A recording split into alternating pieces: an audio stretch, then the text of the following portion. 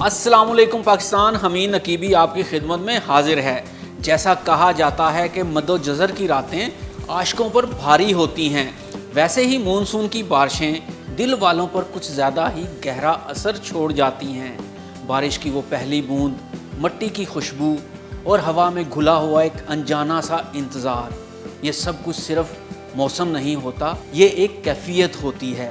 लेकिन सवाल ये है, आखिर मानसून क्या है, कहाँ से आया और इसे मानसून ही क्यों कहा जाता है? आज हम इस मौसम के सिर्फ बादलों को नहीं बल्कि इसकी तारीख, साइंस और शायरी के रंगों को भी खंगालेंगे। तो आइए सबसे पहले जानते हैं कि मानसून क्या है। मानसून एक ऐसा मौसमियाती निज़ाम है जो हवाओं की सिमत, नमी और दर्जा हरारत में बड़ी तब्दीली लाता है। ये निज़ाम ख़ास तौर पर जनूबी एशिया, मशरक़ी अफ्रीका और जनूब मशरक़ी एशिया में पाया जाता है। पाकिस्तान, भारत, बांग्लादेश, नेपाल, ये सब मुल्क इस मौसम के साए में सांस लेते हैं। सबसे मारूफ है जनूब मगरबी मानसून, जो जून से सितंबर तक बरसगीर में तूफ़ानी बारिशें लाता है।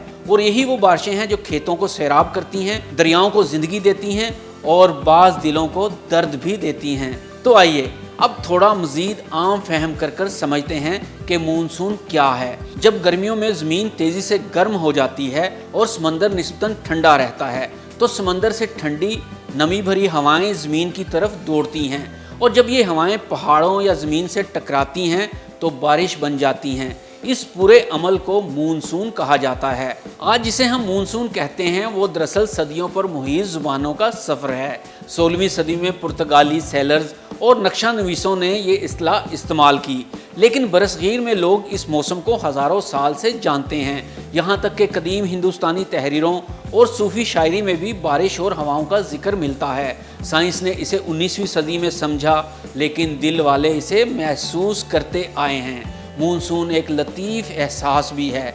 ये सिर्फ मौसम नहीं बल्कि एक जज्बा है। मानसून में जब बारिश बरसती है तो ये बारिश ऐसे बरसती है जैसे किसी के इश्क में नाच रही हो। बारिश की एक एक बूंद कायनात में मोहब्बत का एहसास दिलाती है। ना चाहते भी इश्क बारिश में मचलने लगता है। बारिश में भीगने वाली चुन्नी, कच्चे सहन में पड़ती बूंदों की ताल, और छत पर तन्हा बैठा कोई शख्स जो किसी की याद में डूबा है और बारिश से लुत्फ़ अंदोज़ हो रहा है। ये सब सिर्फ मनाज़र नहीं, ये मानसून की शायरी है। कहीं मानसून की बारिश में भीगता इश्क और कहीं बारिश के पानी में नहाता हुआ मुस्तकबिल। ये सब रोमानवी नहीं तो क्या है? जॉन एलिया ने कहा था, मैं बारिशों में तन्हा था और भीगा हुआ हर एक लम्हा तुझे पुकार रहा था।